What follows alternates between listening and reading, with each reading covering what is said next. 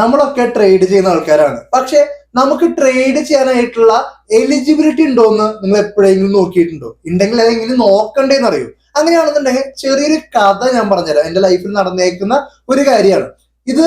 കുറെ വർഷങ്ങൾക്ക് മുന്നേ ഞാൻ ട്രേഡിംഗ് തുടങ്ങിയ സമയം, വളരെ സ്റ്റാർട്ടിങ് ആയിട്ടുള്ള സമയത്ത്, തുടക്കം തന്നെ കുറച്ച് കാശ് വെച്ച് ട്രേഡ് ചെയ്തപ്പോ അതിന് ചൂടറിഞ്ഞിട്ടുണ്ട്. കാശ് വരും ചെയ്തു, കാശ് പോകും, ഞാൻ ചൂടറിഞ്ഞിട്ടുണ്ട്. അപ്പൊ ഞാൻ ചെയ്യാൻ ശ്രമിച്ചത് അതായത് ചെറിയ ക്യാപിറ്റൽ വെച്ചോണ്ട് 10,000 ക്യാപിറ്റൽ വെച്ചോണ്ട് ട്രേഡ് ചെയ്യുന്ന സമയം, ഒരു 100 രൂപ ലോസ്, 150 രൂപ പ്രോഫിറ്റ്, അങ്ങനെയൊക്കെ പോയിക്കൊണ്ടിരിക്കുന്ന സമയമാണ്. അപ്പൊ ഒരു ദിവസം ഞാൻ ട്രേഡ് ചെയ്തിട്ടുള്ള സമയത്ത് എന്റെ ഒരു കൂട്ടുകാരൻ എന്നെ കാണാൻ വേണ്ടി വന്നു.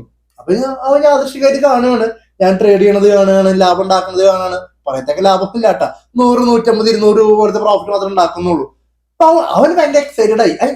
കൊള്ളാല സംഭവം, ഇങ്ങനെ വീട്ടിലിരുന്നിട്ട് കുറച്ച് കാശ് ഉണ്ടാക്കാൻ പറ്റുന്ന ഒരു സെറ്റപ്പ് ആണല്ലോ എന്നൊക്കെ വിചാരിച്ചിട്ട് അവൻ പറഞ്ഞു, നാളെ തൊട്ട് അവനും കൂടെ വരട്ടെ, എന്റെ കൂടെ ഒപ്പം ഇരുന്ന് ട്രേഡ് ചെയ്യട്ടെ, പഠിക്കാലോ എന്നൊക്കെ. അപ്പൊ ഞാൻ പറഞ്ഞു ആയിക്കോട്ടെ, ഞാൻ പഠിപ്പിച്ചുതരാം, എന്നെ കൊണ്ട് അറിയുന്നു. അപ്പൊ നമുക്ക് എന്താണ്, ഒറ്റയ്ക്ക് ഇരിക്കുന്ന സമയത്ത് ഒരാൾ കൂടെ ഉണ്ടെങ്കിൽ നല്ലതാണല്ലോ, നമുക്ക് സംസാരിച്ച് മിണ്ടിയും പറഞ്ഞൊക്കെ പോകാലോ എന്ന് വെച്ചാൽ ഞാൻ പറഞ്ഞു പോന്നോ. നെക്സ്റ്റ് ദിവസം സംഭവിച്ചു, രാവിലെ 9 മണിക്കായി, 9:15 മാർക്കറ്റ് ഓപ്പൺ ആവും. മാർക്കറ്റ് ഓപ്പൺ ആക്കാണ് 15 മിനിറ്റ് മുന്നേ ഇവ വന്നു, എന്റെ ഒപ്പം ഇരുന്നു. അപ്പോ ഞാൻ 2 ദിവസമൊക്കെ ട്രേഡ് ചെയ്യണമെന്ന് നോക്കുമായിരുന്നു, ഇങ്ങനെ കാര്യങ്ങളൊക്കെ ചെയ്യണേ. അപ്പൊ ഞാൻ മനസ്സിലാക്കിയത് 10,000 രൂപ ക്യാപിറ്റൽ വെച്ച് ചെയ്യണത് ചെറിയ ചെറിയ ലാഭം ഉണ്ടാക്കണുള്ളൂ.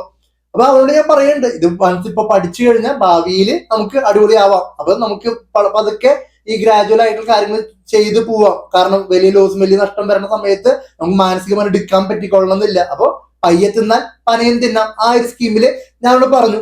2 ദിവസം കഴിഞ്ഞപ്പോ ഇവന്റെ അടുത്തേക്ക് ഒന്ന് പറഞ്ഞു, അതായത് മനസ്സാ, ഞാനൊരു 3 ലക്ഷം രൂപ ഏതോ ചിട്ടി പിടിച്ച ഫണ്ടിന്ന് 3 ലക്ഷം രൂപ കൊണ്ടുവന്നിട്ടുണ്ട്. ഈ ഫണ്ട് വെച്ച് ട്രേഡ് ചെയ്യാൻ ഞാൻ റെഡിയാണ്, അവൻ റെഡിയാണ്. ഞാനൊന്ന് സഹായിച്ചു കൊടുത്താൽ മതി, ഞാൻ എടുക്കുന്ന ട്രേഡുകൾ അവനും കൂടെ ഒന്ന് കാണിച്ചു കൊടുത്താൽ മാത്രം മതി. അപ്പൊ ആ സമയത്ത് എന്ന് പറഞ്ഞു കഴിഞ്ഞാൽ നമുക്ക് 50 ലിവറേജ് ഓപ്ഷൻസിലല്ല ട്രേഡ് ചെയ്ത് തരുന്നത്, സ്റ്റോക്ക് ഇൻട്രാഡേ ഉണ്ടല്ലോ, സ്റ്റോക്കിൽ ഇൻട്രാഡേയിൽ ട്രേഡ് ചെയ്ത് തരുന്നത്. ആ സമയത്ത് നല്ല ലിവറേജ് ആയിരുന്നു, അത് 100x വരെ ലിവറേജ് തരേണ്ട സമയത്തായിരുന്നു. 100x പറഞ്ഞ 1 ലക്ഷം ക്യാപിറ്റൽ ഉണ്ടെങ്കിൽ അതിന്റെ 100 ഇരട്ടി സംഖ്യ ഉണ്ട്. അതായത് ഓൾമോസ്റ്റ് 1 കോടി രൂപയ്ക്കൊക്കെ നമുക്ക് ട്രേഡ് ചെയ്യാൻ പറ്റുന്ന സംവിധാനമുള്ള സമയമായിരുന്നു. ഇപ്പോ അതൊക്കെ ലിവറേജ് ഒക്കെ വെട്ടി കുറച്ച് 5 ഇരട്ടി ആക്കി കുറച്ചേക്കാണ്. ആ സമയത്തെ കാര്യം പറഞ്ഞത്. ഇവൻ എന്ത് ചെയ്തു, ഈ 3 ലക്ഷം വെച്ചിട്ട് ഫുൾ ലിവറേജിൽ, ഞാൻ എടുക്കുന്ന അതേ ട്രേഡ് ഫുൾ ലിവറേജിലും ട്രേഡ് എടുക്കുകയാണ്.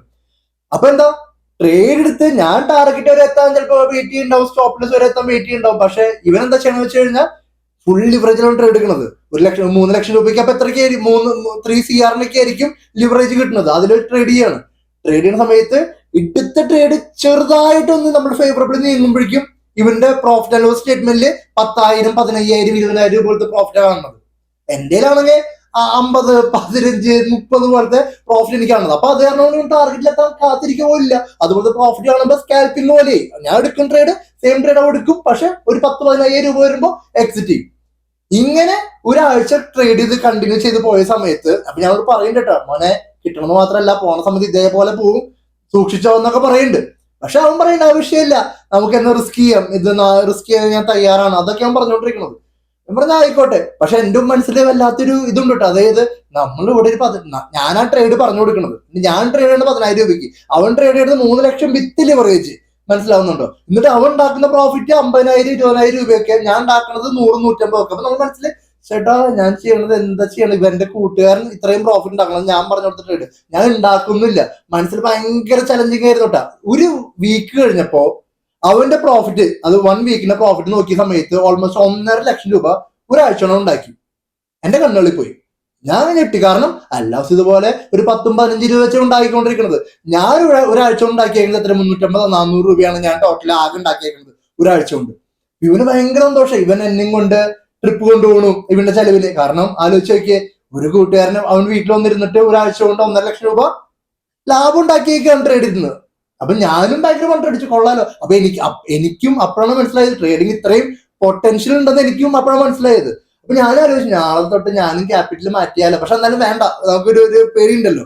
ഞാനിപ്പോഴും ആ ഒരു കോഷ്യസ് ആയിട്ട് രീതിയിൽ ചിന്തിക്കുന്ന കാരണം കൊണ്ടായിരിക്കാം എന്റെ മൈൻഡ് സെറ്റ് അങ്ങനെ പോവാറില്ല, ഭയങ്കര അഗ്രസീവായിട്ട് ഞാൻ ചിന്തിക്കാറില്ല. ഞാൻ ഇപ്പോഴും വളരെ സമാധാനപരമായിട്ടും പേഷ്യൻസോട് കൂടിയിട്ട് ലോങ് ടേം ഗ്രോത്ത്, ആ ഒരു വിഷൻ എനിക്ക് ചെറുപ്പം മുതലേ മനസ്സിലുള്ള കാരണം കൊണ്ടായിരിക്കും ഞാൻ ആ രീതി ചിന്തിച്ചിരുന്നില്ല. ചിലപ്പോ ഇങ്ങനെ ചഞ്ചലപ്പെടും, ചെയ്ത് നോക്കിയാൽ, പക്ഷെ ചെയ്യാൻ ധൈര്യപ്പെട്ടിട്ടില്ല.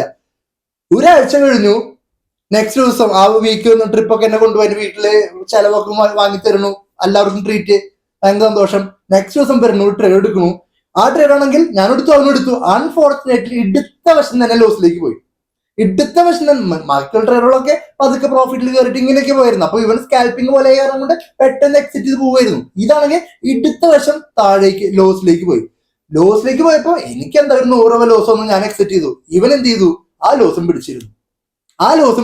100 രൂപ വരെ. മറ്റേന്ന് പറഞ്ഞു കഴിഞ്ഞാൽ ഒരു 10 പോയിന്റ് ഒരു എന്താ പറയാ ലോസ് ഓഫ് പ്രോഫിറ്റ് വരുമ്പോഴേക്കും ഇവന്റെ ഇതിലെ 10,000 രൂപയാണ് കാണുന്നേട്ടാ. അപ്പൊ 100 രൂപ പോകുമ്പോ എന്തായിരിക്കും അവസ്ഥ? ഓൾമോസ്റ്റ് 1 ലക്ഷത്തിന് മേലേക്ക് ഇവന് ലോസ് വന്നു ഒറ്റ ട്രേഡില്.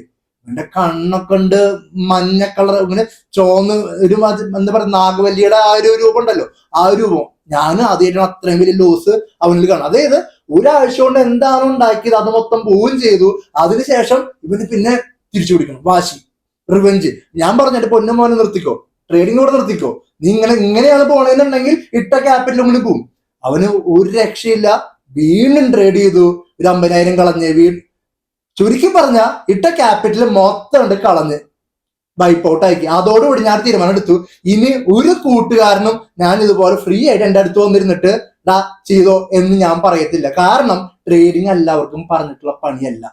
അന്ന് എനിക്ക് മനസ്സിലായ കാര്യമാണ്. ഞാൻ അവനോട് എത്രത്തോളം കാര്യങ്ങൾ, ഇതിന്റെ സൈക്കോളജിയും ഇതിന്റെ കണക്കും ഇതിന്റെ പ്രോബബിലിറ്റിയും ഇതിന്റെ റിസ്ക് റിവാർഡും ഇതൊക്കെ പറയാൻ ശ്രമിച്ചിട്ടും അവനിലേക്ക് അത് ഉൾക്കൊള്ളാൻ അവന് പറ്റിയിട്ടില്ല എന്നുള്ളതാണ്. അത് എന്താ പറയാ, ആ ട്രേഡിംഗ് എന്ന് പറഞ്ഞ സ്കില്ല് അല്ലെങ്കിൽ ട്രേഡർക്ക് വേണ്ട മൈൻഡ് സെറ്റ് അവനില്ല എന്നുള്ളത് മാത്രമേ ഉള്ളൂ. ബാക്കി പല കാര്യങ്ങളും അദ്ദേഹത്തിന് കഴിവുണ്ട്. അപ്പൊ നിങ്ങളൊന്ന് ആലോചിച്ച് നോക്കുക, നിങ്ങൾക്ക് ഏത് മൈൻഡ് സെറ്റ് ആണ്. അതായത് നിങ്ങളിപ്പോ എന്നെ പോലെയാണ് ചിന്തിക്കുന്നതെന്നുണ്ടെങ്കിൽ ആദ്യ കാലങ്ങളിൽ നിങ്ങൾക്ക് പ്രോഫിറ്റ് ഉണ്ടാവില്ല, നഷ്ടം ഉണ്ടാവില്ല. അതായത് ഒരു ബ്രേക്ക് ഈവൻ സ്റ്റേജിൽ നിങ്ങൾ പോയിക്കൊണ്ടിരിക്കും. ഇനി അതല്ല, നിങ്ങൾ എന്റെ കൂട്ടുകാരനെ പോലത്തെ മൈൻഡ് സെറ്റുള്ള ഒരാളാണെന്നുണ്ടെങ്കിൽ നിങ്ങൾക്ക് നല്ല പ്രോഫിറ്റ് കിട്ടിയിട്ടുണ്ടായിരിക്കും, അതേപോലെ കിട്ടിയ പ്രോഫിറ്റ് ഒക്കെ പോയിട്ടുണ്ടായിരിക്കും.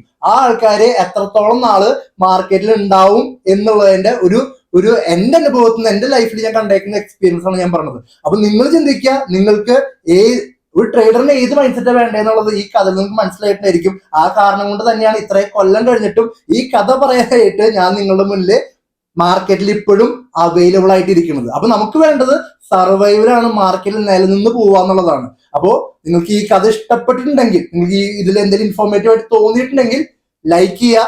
ഈ കഥയിൽ നിങ്ങൾക്ക് ആരോടെങ്കിലും ഷെയർ ചെയ്യണം, ബാക്കി ആരെങ്കിലും പഠിക്കണം എന്ന് ആഗ്രഹിക്കുന്നുണ്ടെങ്കിൽ ഈ വീഡിയോ ഷെയർ ചെയ്ത് കൊടുക്കുക. നിങ്ങളുടെ അനുഭവ കഥകൾ താഴെ കമന്റ്സിൽ നോട്ട് ചെയ്യുക.